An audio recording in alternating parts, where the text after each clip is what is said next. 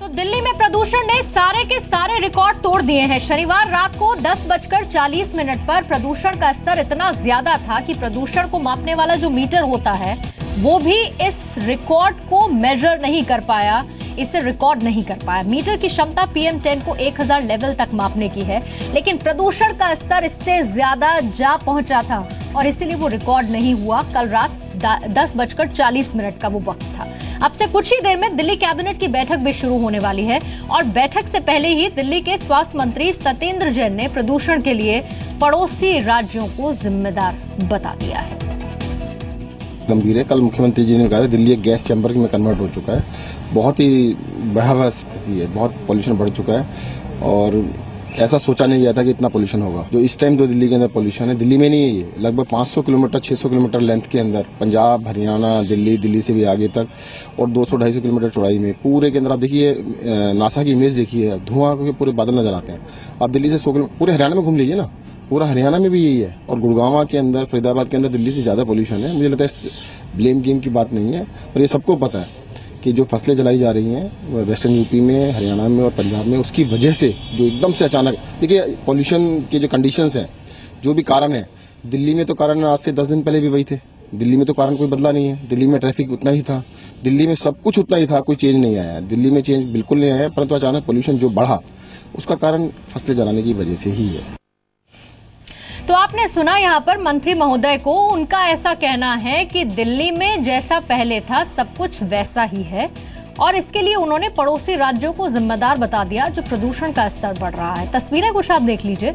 ये तस्वीरें अलग अलग यानी कि दिल्ली और आसपास के इलाकों की हैं। दिल्ली, नोएडा, गाजियाबाद, आगरा और पंजाब के मुक्तसर की ये तस्वीरें हैं आज सुबह की। दिल्ली में धुएं से विजिबिलिटी काफी ज्यादा कम है, यानी कि स्मॉग की वजह से विजिबिलिटी कम है। NCR में भी यही हाल है। पंजाब के मुक्तसर में फसलें जलाई जा रही हैं, उनकी तस्वीरें भी इस वक्त आपके सामने हैं। और ऐसी ही कुछ तस्वीरें नासा ने अपनी सैटेलाइट इमेजेस में भी रिकॉर्ड की हैं, जो ये दिखाती हैं कि इन इलाकों में किस कदर स्मॉग छाया हुआ है और ये स्मॉग लोगों की परेशानी का सबब बना हुआ है।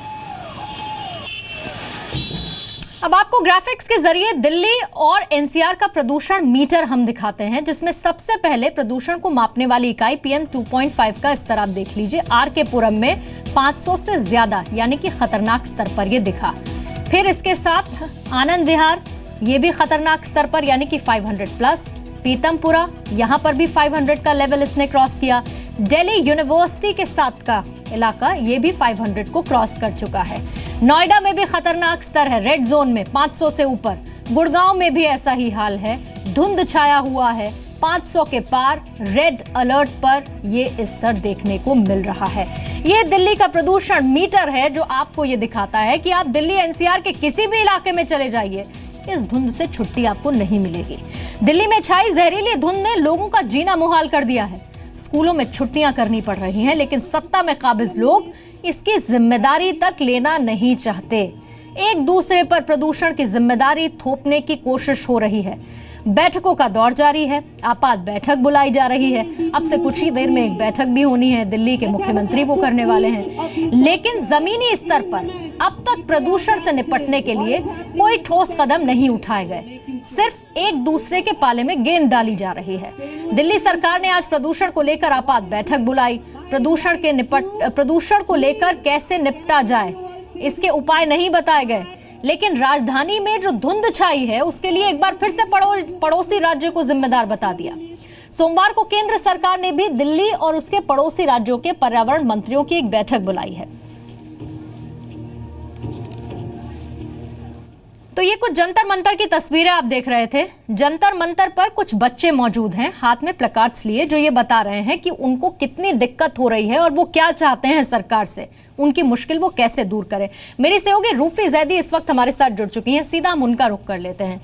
रूफी, लगातार तस्वीरें हम देख रहे हैं पिछले 4 से 5 दिन के भीतर हर एक टीवी चैनल पर, जी न्यूज पर लगातार हम वो तस्वीरें दिखा रहे हैं और लोगों की बात भी सुनवा रहे हैं कि उनको कितनी ज्यादा परेशानी हो रही है। लेकिन जब मंत्रियों को सुनते हैं तो वही ढाक के 3 पात। दिल्ली सरकार पंजाब सरकार को जिम्मेदार बताती है, तो पंजाब सरकार कहती है कि इसकी जिम्मेदारी हमारी नहीं है, हम तो फसलें उगा रहे हैं, अगर धुआं हो गया तो क्या हुआ। क्या दिल्ली वाले इसी तरीके से जहरीली धुंध से जूझेंगे?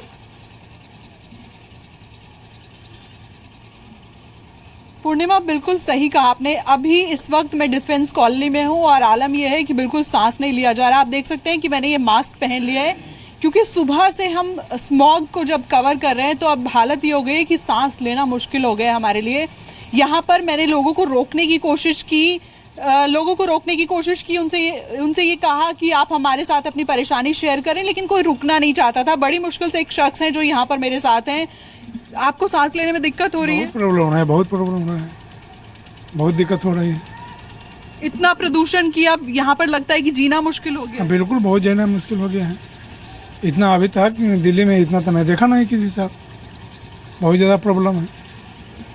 यहाँ पर आप मेरे पीछे देखेंगे, अगर दोपहर के 12 बज चुके हैं और आपको कोहरा नजर आएगा, लेकिन ये कोहरा नहीं है, ये स्मॉग है जो प्रदूषण की वजह से होता है। और प्रदूषण इस कदर है कि अगर आपने इस तरह का मास्क भी पहना है जो मेरे पास है, ये भी आपको ज्यादा प्रोटेक्ट नहीं कर पाएगा। ये सिर्फ एक टेम्पररी मेजर है क्योंकि PM 2.5 के कण इतने बारीक होते हैं कि वो आपके लंग्स के अंदर तक चले जाते हैं। और पूर्णिमा, मौसम विभाग ने ये कह दिया है कि फिलहाल कोई राहत मिलने के आसार नहीं है क्योंकि कोई एक्टिव वेस्टर्न डिस्टर्बेंस नहीं नजर आता। लेकिन सवाल यह है कि अगर लोग इतनी परेशानी महसूस कर रहे हैं, अगर आप और हम इतनी परेशानी महसूस कर रहे हैं, तो फिर मंत्री और नेता बार बार ये कैसे कह सकते हैं कि ऑल इज वेल, सब कुछ वैसा ही है जैसे पहले था? यानी कि दोनों जगह से दिल्ली की जनता, NCR की जनता ठग रही है। वो सरकार जिसने उसको चुना उसने ये कह दिया है कि हमारी तरफ से तो कोई दिक्कत नहीं है, ये पड़ोसी राज्य ऐसा कर रहे हैं, उनकी तरफ से कोई कदम नहीं उठाए जा रहे। दूसरी तरफ मौसम भी अपने इस रुख पर बरकरार है, एयर क्वालिटी इंडेक्स लगातार रेड अलर्ट पर है।